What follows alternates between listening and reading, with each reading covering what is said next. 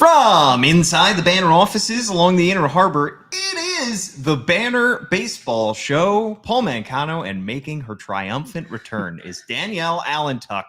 We're going to be talking about the Orioles' recent struggles, their win last night, and if there's a void in leadership in their clubhouse. All that and much, much more. But first, let's get a quick word from our sponsor. For the fifth year in a row, Toyota is the best resale value brand according to Kelley Blue Book's KBB.com, including the 2025 Grand Highlander, best in resale value for midsize SUVs. Toyota, let's go places.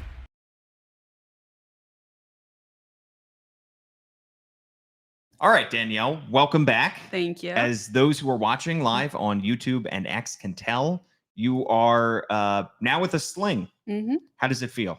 How is your arm, the shoulder, the whole operation doing? It's getting there. I've been covering this team for so long. They're starting to wear off on me. I joined the injured list at the start of the season. Yeah, it's the injuries are contagious. They are. It's shoulder surgery, but we're making our way back. Yeah. Oh, do you have you're on the not the 60-day, right? Still the 10-day IL? I mean, we haven't had to make a roster move yet, so we're okay. Yeah. We didn't want to add anybody to the roster. Yeah. And so we thought, let's keep Danielle. Mm-hmm. Let's see if she can come back in time. I think you're thrown off a flat ground at some point soon, right? Not quite. Not till month 5. Month 5. It does help. I mean, you are right-handed. Yeah. And for those who can tell, it's on your left arm. Yes. Does that help at all? A little bit, but I'm kind of ambidextrous. Okay. So I use both hands for everything. And because I hurt my right arm in high school, I'm very used to using my left arm for everything. Gotcha. But you learn how to do stuff, Yeah. Put on my lip gloss by, opening it with my mouth and then applying it. So you learn really weird ways to do stuff. Nice. I was saying to somebody else, it might have been Kyle Goon of the Baltimore Banner, that I think the best way for you to then get your articles in is not to type them, but if you were to after a game, run to a payphone like it was 1935 and then describe the game in an old-timey radio voice and say, Cedric Mullins, third inning, double. It's like all those older writers who told me, you have to pay your dues and do it how we used to have to do it. I got to do now. Yeah. I instinctively flexed my wrist because I broke both my wrists a few years ago, 2020. And I can tell you, it sucks to be without one arm. Really sucks to be without two. Yeah. Yeah. Well, hopefully I don't have to do that. Let's make sure that right arm stays healthy for you, Danielle. We're going to talk about some injuries, fittingly. Let's talk about some of the roster moves that the Orioles made yesterday, because it was a slew of roster moves that they made right before game time, moving some guys to the 60-day IL, placing some guys on the 10-day IL. They moved Colton Cowser and Grayson Rodriguez to the 60-day IL to open roster spots. Those moves are made more procedurally, not necessarily to change anybody's timeline. Right. It's just in order to get a spot open on the 40-man. So, well, for Grayson, it does solidify that he is at least another month out. True. But I mean, anybody who's been following his progress is not too surprised by that. Right. He did get shut down again, of course, after his latest setback, and has not yet to, so far as we know, be throwing again. Right. Colton Cowser, of course, broke his finger on his thumb on the opening weekend and has been out since. They said at the time 6 to 8 weeks. That would put him back at the very earliest mid-May, but of course it sounds like it's going to be a little bit after that, which is understandable. And then they placed Gary Sanchez, backup catcher, on the 10-day IL with right wrist inflammation, which stinks because Adley Rutschman was the one who got hit by the foul ball or the pitch the other day. So they already have their main catchers a little bit banged up. And Jordan Westberg, who has a left hamstring strain, was placed on the 10-day IL retroactive to April 27th. The guy who was hitting the ball a little bit better, guy who is desperately needed in this lineup. And the Orioles lost Jordan Westberg to the injured list. That's a tough look. Yeah, I mean, the way Hyde said it last night, he's been beat up since the opening series, pretty much since spring training, actually, when he had that back flare up. But Hyde said, game 4 of that opening series in Toronto, he could barely walk into the clubhouse, and he's just kind of been playing through it since then. So I'm a little surprised it actually took this long to put him on the injured list. Yeah. And it was pretty clear watching him that he was very, very off. Exactly. I remember being in the clubhouse pregame with John Mioli, and he was saying, Jordan Westberg doesn't really look like himself. No. We have seen Jordan Westberg at his best. Yeah. I think of the first half of last year when he was an all-star, and the way he walked around the clubhouse, the way he carried himself, he just looked a little bit more lethargic this time. Very beat down. Yeah. And we're going to talk about how this whole lineup has looked like it has been sapped of a little bit of confidence, but they did get a win last night. They finally got a win over the Yankees. They finally snapped their losing streak after they had been swept in Detroit. And it was the first time they'd scored 4 or more runs since April 19th. It was a nice moment. It was a nice kind of signature win where the offense scores early. They punch first. Felix Bautista closes out the win. They get a great start from Tomoyuki Sugano, who almost has more strikeouts in that one start than he had the whole season thus far.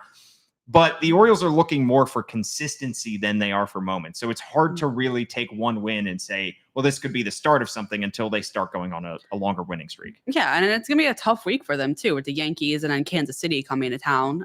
But they need to build on this, and it's going to be hard, especially because Sugano's their best starter right now. Yeah. So when Sugano starts, I mean, he's only had 4 Major League starts now, but you have a little bit of confidence in him now. He's building up to it. But the rest of the rotation, you can't necessarily guarantee that. So you need the offense every night to play, honestly, better than they did last night. They still left a lot of men on base, especially early. Yeah. So they just need to keep building on it. They need to, get some momentum going. Yeah, the bar has unfortunately been lowered for the offense. 4 runs is an offensive outburst for this team. But going back 12 months, they would routinely score 5, 6, 7 runs in a game. To have Tomoyuki Sugano this early in the season be your best starting pitcher is something I don't think anyone of us could have predicted. It's outstanding for him because he came over and obviously his first start in the big leagues, he was suffering from a lot of nerves. He was the Orioles home opener. It's a totally different game. And he has, in the start since then, really settled down.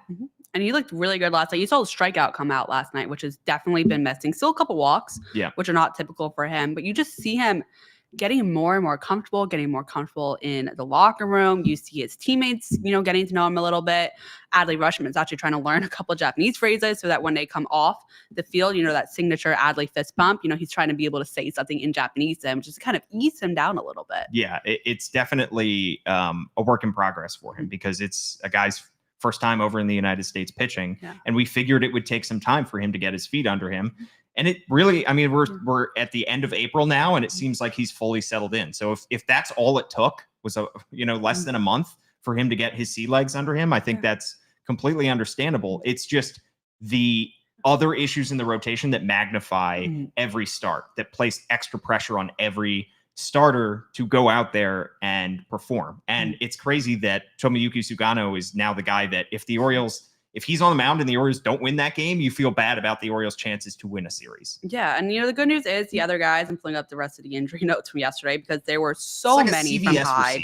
It was so long. Yeah. I was actually saying I had to screenshot it because, by the time I wrote it out with one hand, I think it would be the next day. Yeah. But, Eflin's throwing a bullpen today. That's good news for him. He'll probably need a couple, maybe even in rehab start. So that's a little bit of a confidence boost. Tyler Wells and Kyle Bradish are both throwing bullpens. They're not anywhere close to coming back. But, mid-season looks obtainable for both of them. So they are getting a little healthier in the rotation. It's going to take time. Yeah. And obviously Grayson Rodriguez being on the 60-day is certainly a setback that we were expecting once we heard that, he was not bouncing back well from his latest bullpen. So his return is going to be massive. Kyle Gibson is going to be on the mound tonight, making his return. And boy, do they need a good start out of Kyle Gibson to keep this train rolling because you don't want to sap that confidence just after you win a game. I feel like we're at the point where a good start is just characterized as can they go 5, 6 innings? Yeah. Regardless of how many runs they give up, can you get to your top bullpen guys? Right. And skip kind of the filler. Yeah. And that's what, the bar has been lowered on offense and the bar has been lowered for the starting pitching. And unfortunately, they just have to tread water at this point. And the fact that they're 11-17 is not ideal. It is still the first month of the season. At a certain point, we have to start taking this seriously and saying that this team maybe doesn't have a chance to make the postseason. We're not there yet. No, it's still too early. We were just talking off air about the Washington Nationals in 2019 that started 19-31, 12 games below 500. And it's even easier to make the playoffs now than it was then. Yeah. They sneak into the playoffs. They win their wild card game. They beat the Dodgers. They beat the Cardinals and they beat the Astros and they're World Series champs. It's incredibly rare. It's unlikely. But this team has to consistently just stay afloat until their big guns can get back, so to speak, in the rotation. I also would argue you can't you can't count on that. You know, Right. you never know what's going to happen. I mean, Grayson was supposed to be shut down for 10 days and then back to throwing. Yeah. So you just can't count on these guys being ready. Tommy John's a very complicated surgery. It's very likely they're going to have setbacks, or will return and not be the same pitcher that they were before. So you can't count on these guys being able to come back. I think Eflin is maybe the only one you can at this point. So you have to figure out what is the solution to get you through the rest of the season if this is the case. If this is what you're working with, how can you survive the season and get back to the playoffs? Right. And in terms of the pitching, it's very easy to chalk a lot of this up to the injuries. On the hitting side, it's not as easy. Obviously you just lose Jordan Westberg. That is going to be a major bummer. You lost Colton Cowser at the start of the year. That obviously had a detrimental effect to your offense, but they're looking for anything. And that's why partly I was hoping that when they made the roster move to put Jordan Westberg on the injured list yesterday, that they would bring up Coby Mayo. They brought up Emmanuel Rivera instead, who was not on the 40-man. So one of the 60-day IL moves was to open up a roster spot to select his contract. Coby Mayo was already on the 40-man roster. They could have very easily called him up. This is a guy that struggled mightily in spring, struggled mightily in his taste of the big leagues last year, but was off to a very good start in AAA Norfolk right now. 861 OPS. After his first week of the season didn't go great. He's already figured it back out. We already know he can mash a AAA. I was a little bit surprised that the move was Rivera and not Mayo. So thinking like Elias here, I think part of the thought process was they're hoping Westberg is only out for 10 days. And Mayo is a top prospect. I would imagine they wouldn't want to bring him up for 10 days only. They would want him to come up and be able to stay. That's not necessarily sound logic in my mind. I think you give him 10 days, see if he can show improvements, and then maybe he beats somebody else out on the roster and can stick. The other end of this is it's very likely the Orioles are going to need a big trade deadline. There's no way to avoid it. They need a starter. They need probably another power hitter. They're going to need stuff, and they're going to need prospects to show. And maybe they're like, okay, well, if we keep Mayo down AAA and he's smashing down there, another team will be able to forget how he looked in his first major league stint, look at his AAA numbers, and think that he's valuable. Right. In order to, kind of minimize his big league struggles, not try to expose any more of him to any more big league struggles. Yeah. I understand it from that perspective, but at the same time, this is a guy that was openly frustrated when he did not make the team out of camp. There wasn't really a spot for him. He was right to be frustrated. John and I talked about it at the time. He was right to be frustrated, but also the team was well within their right to not have him on the big league team. There were other guys that were more deserving of him. But just to give him a shot of confidence, also, if he's only going to be up here for a week, 10 days, while Jordan Westberg is on the injured list, and maybe he has minimal at-bats while he's on the bench, to at least show him, hey, we still believe in you as a prospect. You are the next guy up. You are our first call when somebody goes down, and you're right there. I felt like that would have mattered more to him emotionally. And if he gets minimal at bats and he goes 1 for 10 in those at bats, is another team that is looking to trade for Coby Mayo really going to look at those 10 at bats and say, oh, this kid can't hack it in the big leagues? Yeah. It's, to me, the logic doesn't fully make sense. And also, this is a team that uses their bench guys more than just about any other team in baseball. I mean, isn't that what fans have been complaining about through the first month of the season, is that the Orioles go too deep into their bench? They don't play their starters enough. So I think Coby Mayo would have gotten a fair amount of opportunities. And there's nothing that we can see from Emmanuel Rivera that we haven't seen in the past. So to me, I just would have preferred to see Coby Mayo. I completely agree with you, because it just shows like we don't have confidence that you can come up and perform. Right. Even though he's one of their top prospects. He's shown everything he needs to in AAA at this point. So just shows, what they think of him. And if they're going to use the defense logic, which they may, you have a full defense. Yeah. So you don't necessarily need a defender right now. You need a hitter. Yes. And you can stick Ramon Reyes at third base, put Coby Mayo in as your DH. Right. Have Jackson at second, Gunnar at shortstop. You have Mateo, who is a better defender than he is hitter. So you have options. Yeah. So Tyler O'Neill's on the injured list. I mean, that it's right there. They need a power right-handed bat. Yeah. And that is what you expect Coby Mayo to be. Give him 10 days, see what he can do. Yeah, exactly. So that to me was a little bit frustrating. But they go with Emmanuel Rivera. I don't expect him to play too much, but knowing how well this team uses its bench, he will probably get some playing time here or there. Wouldn't want anybody to get rusty, Exactly. All right. Well, let's talk about the Clubhouse, because we heard yesterday talking to Cedric Mullins, you were in the Clubhouse post game, and he talked about how this offense has at times looked like it lacks confidence. A lot of the young hitters that this team has relied upon to be their superstars have not looked like it. I mean, that series in Detroit, I think, was kind of the nadir of their offensive struggles so far this season.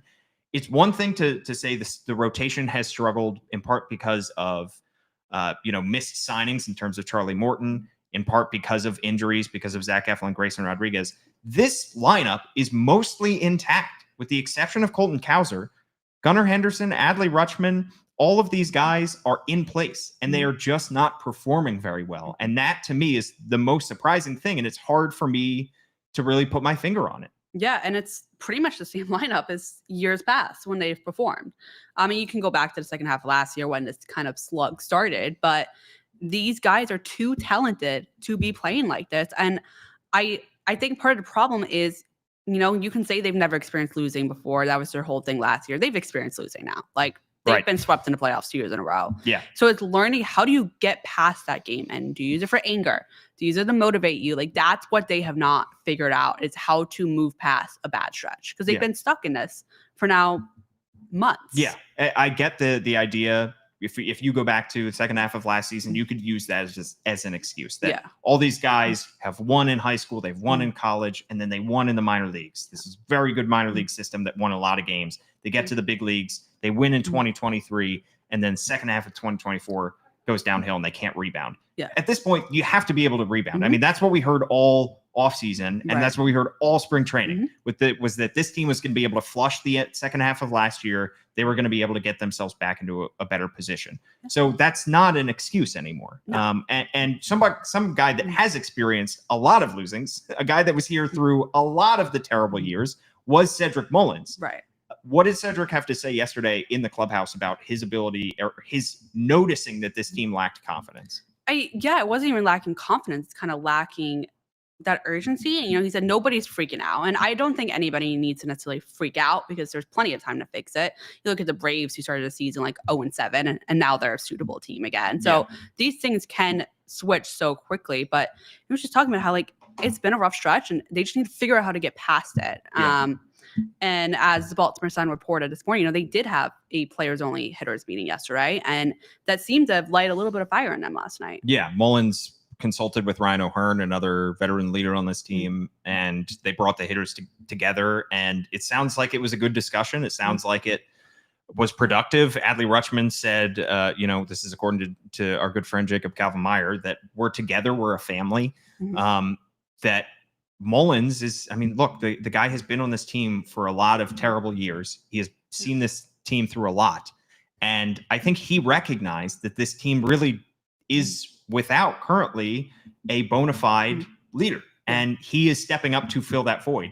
I'm not sure Cedric Mullins, he might be stepping out of his comfort zone to do that. He is. He's a very quiet guy. You know him well. That's just not typically the kind of role that he takes. No, Cedric is a lead by example type of guy. That's what he is comfortable doing. That is what he's always been. So this was definitely a little bit outside of his comfort zone. I think it helps that Ryan O'Hearn is such a loud guy. He can kind of be that rah-rah guy for them. And Ryan O'Hearn is now at the point in his career where he kind of has that authority to be. But I think Cedric has just been through this. So he knows what a team needs to get out of him. He was here in 2018. Yeah. That was his debut year when things, rebounded, fell apart to pieces that year. Yeah. So the other thing that I would really love to stop hearing its organization say is that these are young guys. Gunnar Henderson and Adley Rutschman are in their 4th year. You cannot use that excuse anymore. Jackson Holiday, maybe. Hudson Kirk said he's been around enough by now. Obviously he had the concussion, but he was around a team still. Right. So they've got to stop thinking, okay, we're young, we're new to the big leagues, we don't know how to handle this. You do. Right. And you see it affect them. Just watching them in the clubhouse, just watching them on the field, their losing is wearing on them. Their struggles are wearing on them. Yeah. And it looked like at least for the first 3 weeks of the season, you've seen moments of joy. Yesterday you saw the Ryan O'Hearn homer and Gunnar's greeting him at home plate. And then what we may or may not have heard on a hot mic, you have these moments of joy, but you need to see them consistently put it together. Yeah. And it's a guy like Cedric Mullins that has been through all of these struggles that remember his 30-30 season came during one of the worst Orioles seasons, win-loss records of franchise history. So what did he do? He compartmentalized. He went to work every day. He hit, he stole bases. I mean, he did and played excellent defense. He did everything he needed to do on the field. And that's how you see him play. That's part of the reason I think Brandon Hyde was right to put him back at the top of the lineup. You don't see him affected by this at all. No. And it's almost irrational because he's not worried about the win-loss record. He's not worried about the fact that he gets on base and then he gets wiped out in a double play or the team loses despite his hitting. He goes up there and he looks confident. He looks like the Orioles are going to win that game and he's going to help them do it. You hear this a lot in sports and you don't usually believe it, but you don't want to get too high or you don't want to get too low. You want to stay level head. Cedric Mullins is one of the only guys I've covered in 5-6 years of covering Major League Baseball who actually is like that. He is always the same. He's always level. And I agree with you. That's how he's able to perform. And I like him in the leadoff spot. He is able to set the tone. Yeah. It says a lot that Hyde put him back in that spot and that he has just taken the ball and run with it. Unfortunately, he is a free agent after this season. The Orioles maybe feel a little bit more urgency now to re-sign him than they did 2 months ago. Probably not, but or maybe not. Maybe they're just sticking with their plan. It is, as we know, the Orioles do not hand out a whole lot of extensions. It is not out of character for them not to have extended him. They feel like they can replace him. But you talk about what they are getting in a player in the clubhouse, and it's hard to overstate just how important those kind of players are. And frankly, I think I've compared this Orioles team in a favorable light to the 2017 Astros before the season, before the Orioles started out 11-17, because I think that's how maybe Mike Elias viewed this team in his head. Mike Elias was assistant GM for the 2017 Astros. 2015 Astros were great. That was their breakout year. 2016 Astros took a step back. 2017, they came out with a fire under them, led by their young stars and Altuve and Springer and Bregman and Correa. They win the World Series. But what they critically did, and this is written a lot in a book, Astro Ball, which Elias is a big part of.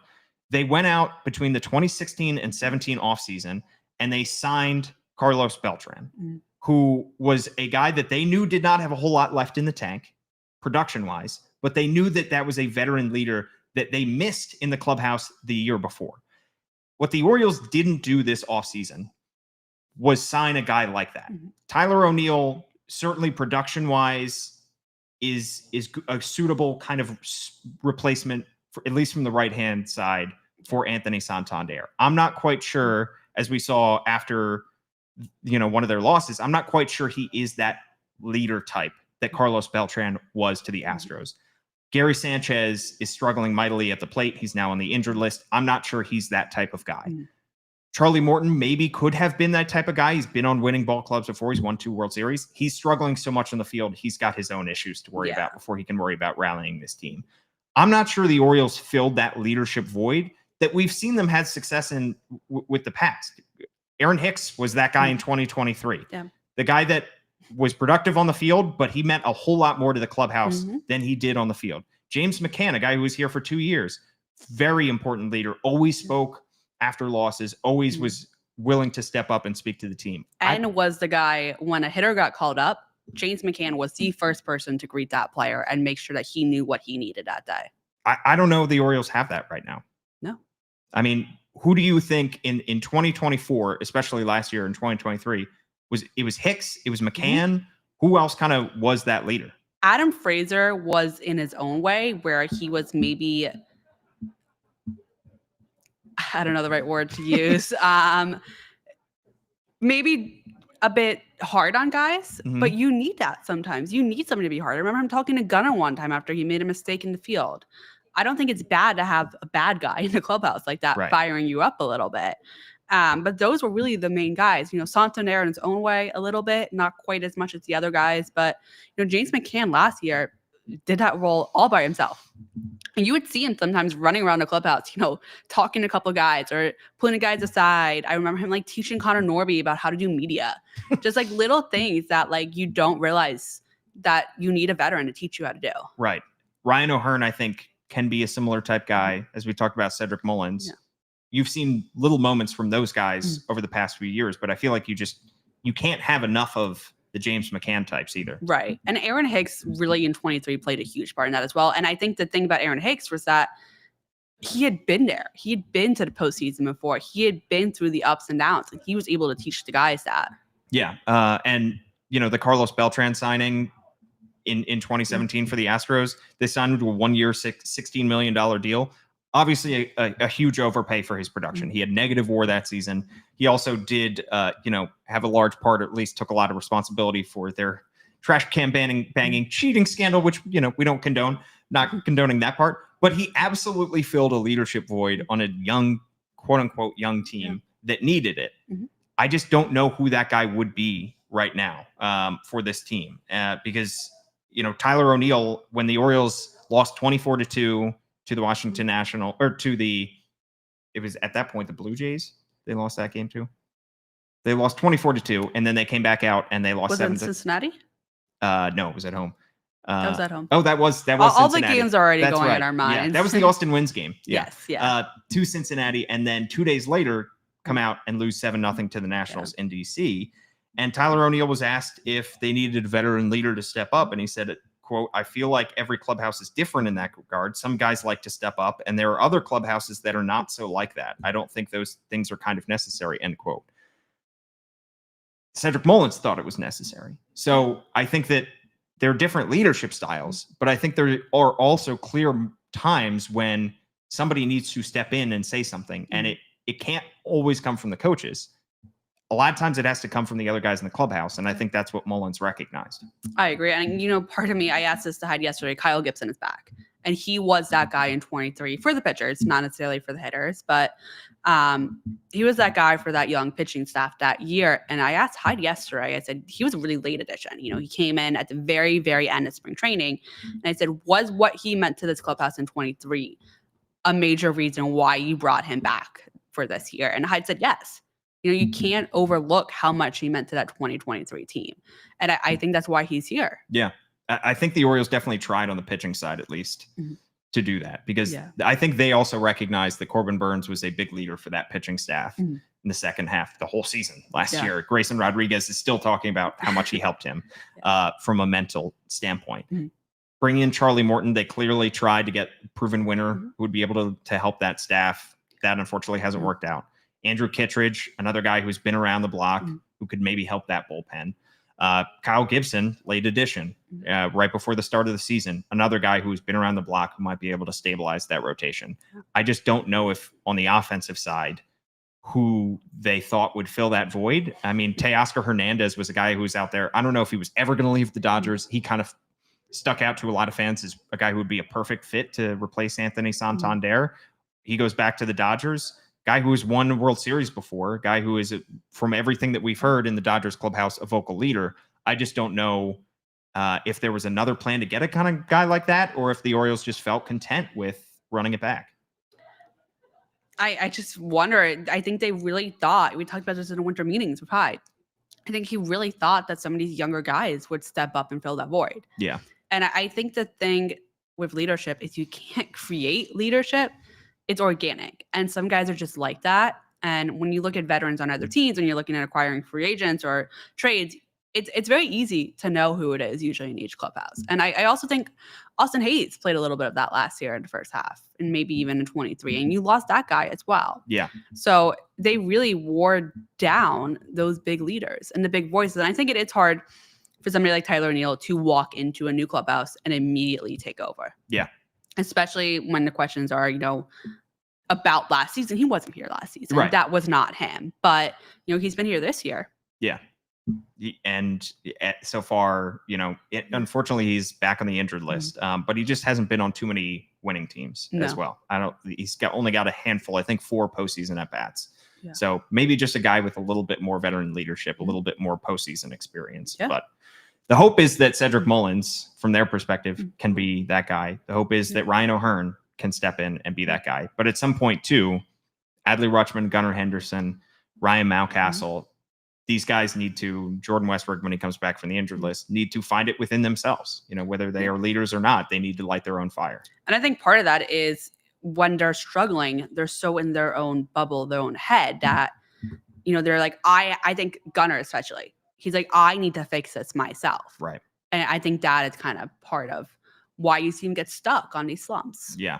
Well, the Orioles will hope that they can turn things around after that loss that win yesterday. I think that, it's a fraught conversation because these guys are human. You completely understand them having mental struggles going through all of this. Yeah. But at the same time, at times there does need to be an external voice, like you said, to get them out of their own head and help them get out of it.